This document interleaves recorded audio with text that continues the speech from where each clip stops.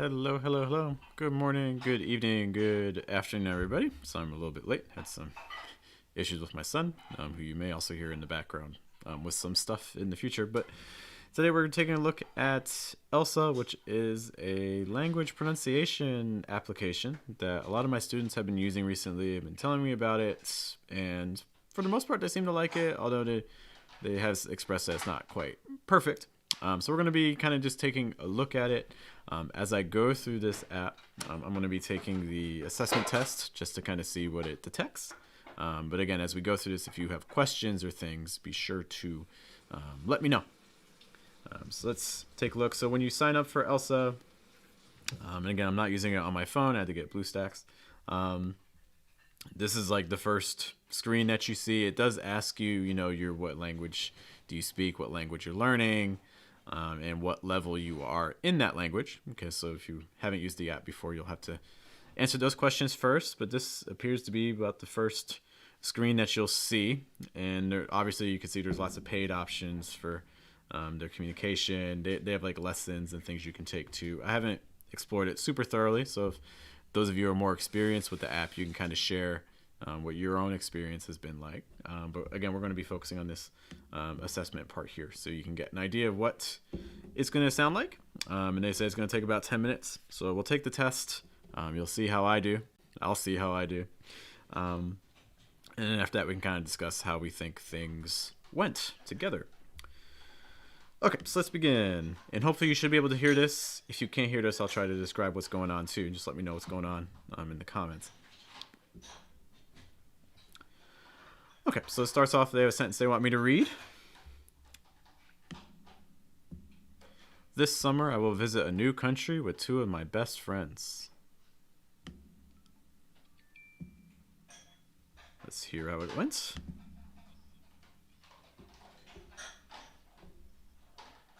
Cool. Let's just talk really quick while we're at it. Might as well make a lesson out of this too. Where did I place the stress? This summer,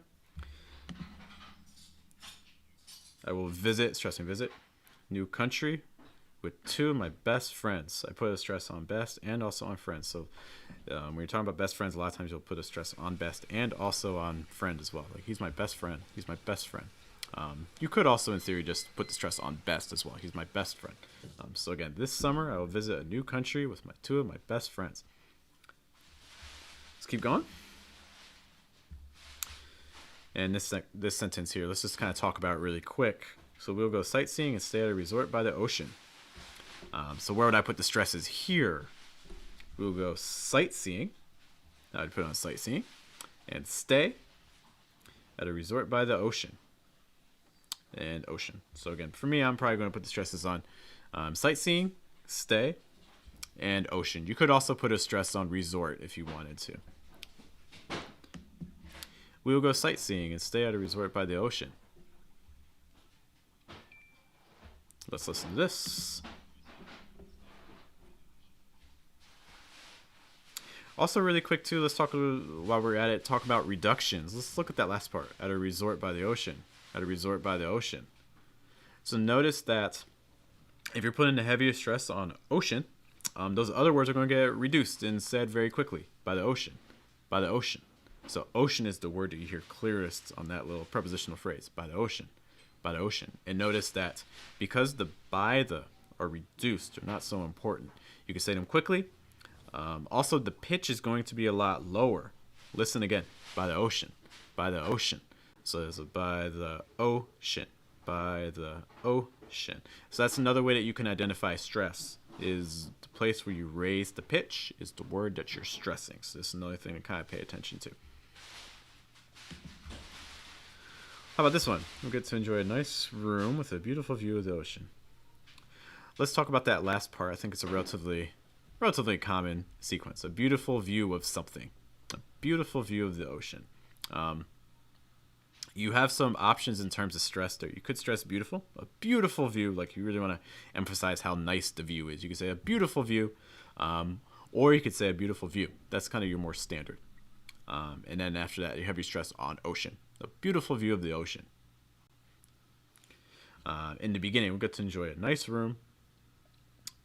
I think whatever pattern you use, like if you're stressing adjectives, I would just say try to be consistent. So for instance, if you stress nice, it might be good to also stress beautiful. A nice room with a beautiful view. Or if you want to stress nouns, you could do a nice room with a beautiful view. So again, kind of just hear the difference in feel. Both of those can be correct. It's just they have slightly different styles to them, right? But let's play this one. We will get to enjoy a nice room with a beautiful view of the ocean. And listen to that one more time.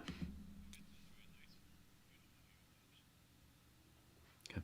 Also, really quick on of the, let's just talk about that really quick. Something that you're going to see a lot with the word of is that F is oftentimes pronounced more like a V sound, especially if the sound after it is voiced. So it's going to link with of the, and it's going to sound more like of the, making sure your throat's doing some vibrations there, of the ocean. Okay, nice long sentence. Our resort, stressing resort, offers several leisure activities. I would probably put some stress here on several because there's several leisure activities. Go snorkeling, join various excursions nearby, or book a relaxing massage. Let's try this. Our resort offers several leisure activities. You can go snorkeling with thousands of fish, join various excursions nearby, or book a relaxing massage. Notice that you got that list there. Or book a relaxing massage. Or book a relaxing massage. Or massage. Those are your kind of like your anchor points in that last part. So the pitch level is going to be relatively similar. Or book a relaxing massage. Or massage. Or book a relaxing massage. The weather will be very good, and we look forward to swimming and sunbathing. We look forward to swimming and sunbathing, stressing the nouns there at the end. The weather will be very good. We look forward to swimming and sunbathing.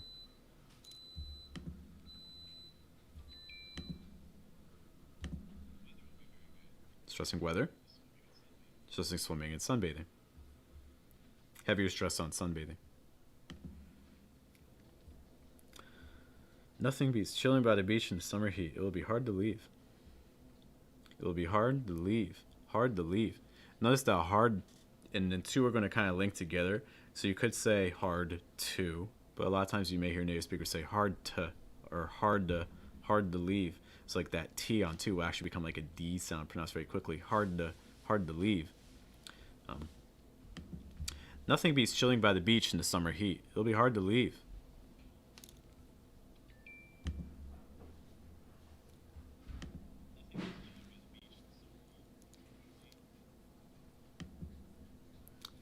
Next one, I plan to arrive in late July.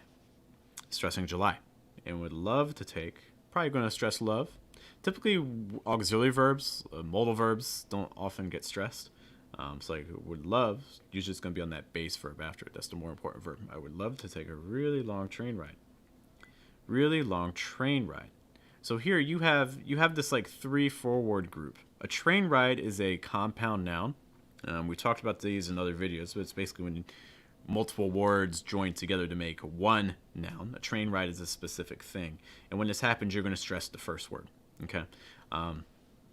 And so we have really, descriptive, long, descriptive, train ride. So when you have like these 3-word groups, like adjective, adjective, noun, your patterns are typically going to be stress the first adjective and then stress the noun. Like really long train ride.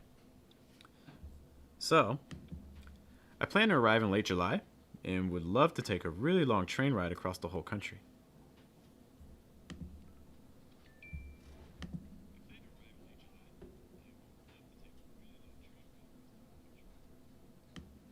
Next one. 3 of us will meet each other in the north and travel for a month together into the south. Travel for a month together to the south. Your heaviest stresses here, I think, are going to be on those directions, north and south. You're trying to really separate or point out a lot of differences between them. Okay, so those are the places where you really want to have the strongest stress, strongest emphasis, pitch changes. North, south, and your intonation patterns. Notice how they kind of balance each other. North, rising, versus south, falling. The 3 of us will meet each other in the north and travel for a month together to the south.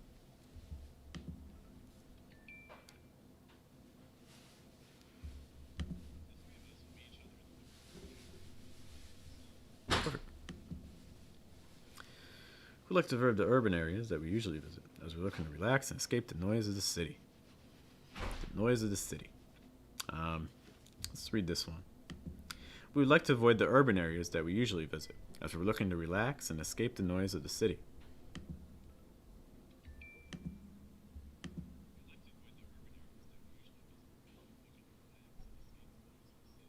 Okay, just some highlights, some of the key stresses there. Urban. Do you hear that? The urban areas. And then the second part of that we usually visit. Okay, so you're really trying to emphasize that this is a place that we usually do it, as opposed to what we're going to do. It's something different. There are more than 13 wilderness parks. So a lot of times if you have more than, followed by like a number or whatever, whatever is going to come after that's going to get your heaviest stress. So for instance, there are more than 13 wilderness parks. More than 13 wilderness parks. Wilderness parks is another compound noun. Wilderness park is a unit. Compare that to how it would sound if you didn't stress 13. There are more than 13 wilderness parks. But because we're trying to emphasize a little bit, exaggerate a little bit, draw extra attention, I'd probably put some stress there. There are more than 13, you're trying to make it sound like a lot. There are more than 13 wilderness parks on this marvelous journey.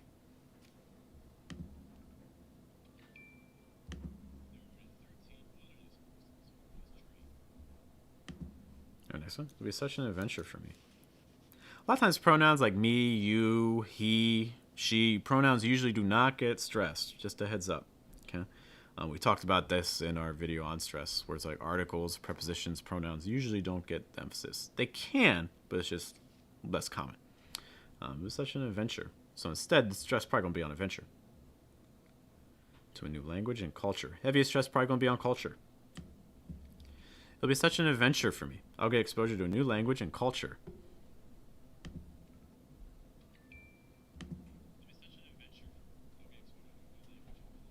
And again, adventure and culture. Heaviest stresses.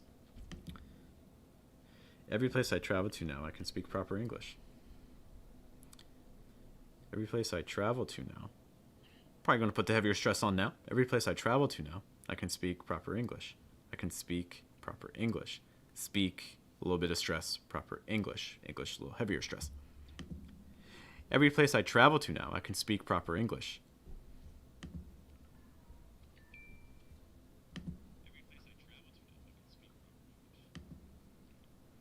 The voice I have now can be heard. It makes a huge difference in my travels. The voice I have now, the voice I have can now be heard. The voice I have can now, the voice I have can now. Probably put this heavier stress on now. The voice I have can now. Now is one of those words that a lot of times when you see it in a sentence, it does usually get a little bit of stress. I think that's fair. It makes a huge difference. Difference. Difference is a word that if it's being modified with a word like big, or huge, especially for like large sizes, a lot of times those adjectives will get a little bit of stress, more than usual. It makes a huge difference. A huge difference. The voice I have can now be heard. It makes a huge difference in my travels.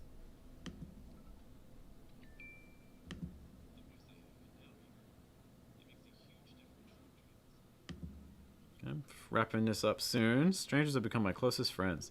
They explain stuff clearly to me. My closest friends. Heavy stress on friends. Strangers and friends. Also notice that even just in terms of meaning, there's a lot of parallels between that, right? Strangers, friends. Strangers have become my closest friends. They explain stuff clearly to me. They explain stuff clearly to me. Probably heavy stress on clearly. Strangers have become my closest friends. They explain stuff clearly to me.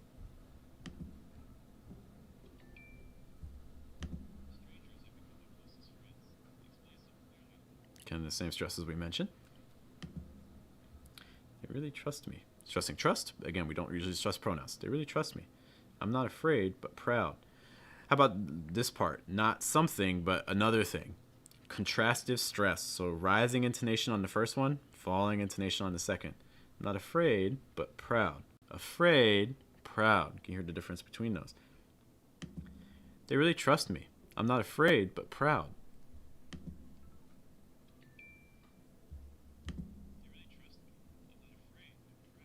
And again, what we said, afraid but proud. Contrastive stress.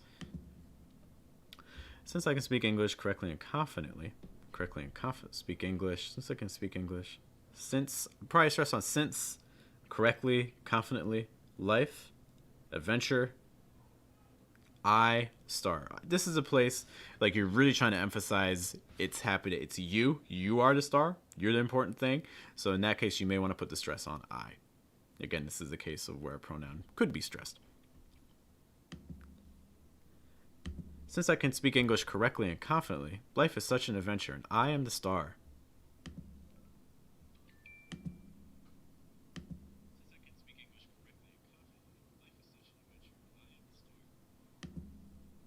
Okay, let's see what the decision is. My level is advanced. They want me to work on my TH sounds. They want me to work on my ending sounds. They want me to work on my y sounds, my j sounds. So for instance, like in measure, my j sounds, like in judge. When we work on my H sounds, my F sounds and my V sounds, like h versus f versus v. And they didn't like my short I. Oh no, that's so sad. Okay, let's look at the sentences that they struggled with the most. So one sentence, they did not like this part here.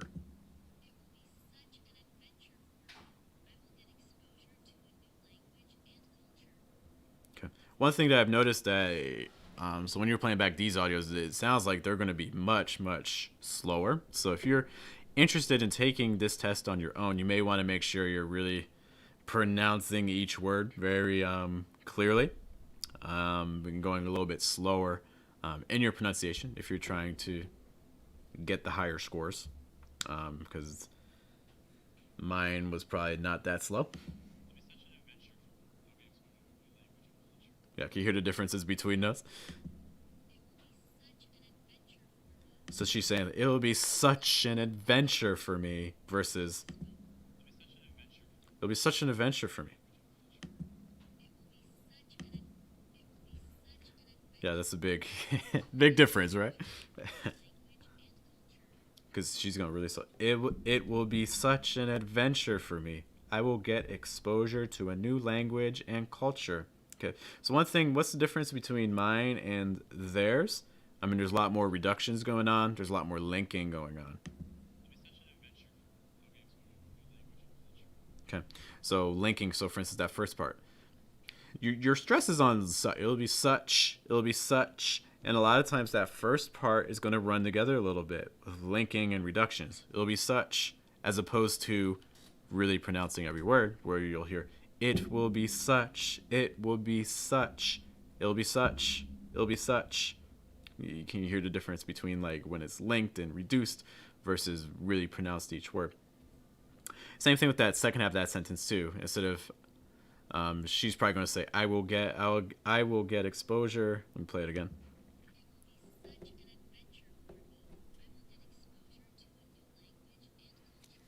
Which is fine. I will get exposure. But in terms of hearing people actually talk in conversations, I don't think you're going to really get it that slowly for most people. It's probably going to be I'll get exposure. I'll get exposure. And notice what's happening too with the get and exposure, right? Because get is usually going to link with exposure. Get exposure. Notice that they have the same vowel sound. Get and exposure. So what's often going to happen is you can link them together. That j sound, you can attach it to that e in exposure. So instead of saying get exposure, you may hear some people say get exposure, get exposure, get exposure. So compare that again to get exposure. Okay, so that's going to be a big thing that apps like this are not going to like. Okay, they're not going to like it if you're linking things together too much, because they won't be able to detect all the individual words. Okay, so just kind of something to keep in mind if you're taking this type of application. I think it seems like it does a pretty good job for like individual sounds, but if you're joining words together, like linking, reductions, and things like that, which are really common aspects of spoken English, you're probably not going to get the most accurate result. Not a horrible result. You know, the words that are stressed come very clearly. You know, the words that I'm really stressing, you can see those green words often, the stressed words fall in there somewhere. Whereas look at the places where I'm losing points. Visit a, so like you have that linking there with that flap T. Visit a new country with to instead of with to. You know, you can reduce it just with to, two of my, instead two of my. So again, of often gets reduced. Best friends, best, usually having a held T sound. So instead of saying best friends, you often hear best friends. Again, that T being held on best. So this really isn't liking held sounds. It's not liking linking. It's not liking reductions. It's not liking contractions. So if you use those things in your speech, like I think a lot of native speakers will, you're probably going to get punished for it. But if you're interested in individual sounds, so if you're trying to identify what specific sounds do I need to focus on, I think this can give you a general idea. Yeah. Let's kind of see what my learning plan would be. Okay. So this is what they have set up. Again, this is my first time seeing this. And of course, they give you a free offer to pay. But yeah, so it looks like they want me to study consonant clusters. If you're not sure about consonant clusters are words where you have 2, 3, or 4 consonants that are joined together, and every single one of those letters is pronounced. Like think of a word, for instance, like strength, where you get that NG sound and then also the TH, things like that. They want me to work on my A sound, A like in cat or man. They want me to work on my schwa sound, for instance, in a word like fun. And they want me to work on my A sound, like in a word like stop. Next, vowel sounds. They want me to work on the oo sound and the sound. Okay, so like the difference between like pull and pool. Okay, and they have some exercises for that, it looks like. P sounds like p, like stop. They probably didn't like how a lot of times in English, I'll hold the sound. So for instance, like stop, I usually just pronounce like stop. And they probably didn't like that. Same thing with the T sound, same thing with the K sounds. Like the T and K sounds a lot of times are held. So for instance, like in like hit, I'll often just pronounce it as hit. Usually you hold that T. And same thing with that ending on a K sound. Like for instance, like cake. A lot of times you could just say cake. A sounds, S sounds, A sounds. So again, take versus tech versus tack. S sounds, sh sounds, and z sounds. So like, for instance, like Swiss versus swish versus is sounds like that. W sounds and V sounds like west versus vest and best. Especially for instance, Spanish speakers. That's a big group. That's a good group to work on. Also Russian speakers. L and R sounds. They said I could work on a little bit. Sh sounds, j sounds, so like flesh versus pleasure versus ch sound like in choose, or j sounds like in judge. R sounds like rough, or when it's linked with other vowels. Oh, look, they have some links to like Rachel's English and things like that. I didn't even mean to click that. And then you can actually see the actual course and things and all kinds of lessons there. I'm gonna guess that most of this is paid, although I think they said I have a free trial. Okay, so other sounds, and then they also kind of indicate for you to give you the score of how you did on your test. So for instance, where's my 50 mark that they didn't like? Maybe it was that last one. Yeah, so it looks like these are sorted by your strongest to your weakest. Although it's kind of weird that this, I guess they didn't want to put intonation earlier. They did not like how I linked sounds together. I didn't even get to contribute for that. Okay, that's a shame. Okay. Yeah, so in general, I don't know. I think with apps like this, anytime you're doing it with like computer software, it's going to be a little hit and miss. I think it gives you at least a general idea of some things to work on. If you want an app that can listen to you, it could be good. If you, I don't know, like if the goal is less on fluency aspects, like again, like intonation, linking, reductions, and things, this app may be a little bit less helpful because they're not going to hear the sounds that you're practicing, or don't mark them incorrect, or things like held sounds, like held T's. But if you're interested in pure pronunciation of like vowel sounds and consonant sounds, like you just really want to focus on just pronunciation of individual sounds, this tool's probably fine. It's nice that they have individual exercises that you could use. It's up to you if you think you would want to pay for it. I would say try to free. It seems like they give you a free offer after you take your test, so try to offer. See if you like the exercises. If you like it, great, move on. Otherwise, I don't know. Maybe take the notes from it, take it to like a pronunciation teacher, and get things that are more personalized for you. All right, that concludes kind of my look at Elsa. Overall, I think it's a decent tool. I'd maybe say, if I had to rate it on out on like a 10-point scale, maybe I would say, I don't know, 7 out of 10. I think if you're just doing pronunciation, maybe like 8 out of 10. I think if you're more focused on sounding native-like in terms of rhythm and intonation, inflection, and things like that, maybe a little bit lower, maybe like a 6, because it's just not doesn't seem to like some of those features of speech as much. But as always, guys, thank you so much for your time. I will see you in a future video. Of course, if you have questions or things like that, be sure to let me know. But have a good day, have a good night, have a good afternoon, and I'll talk to you guys later. Bye.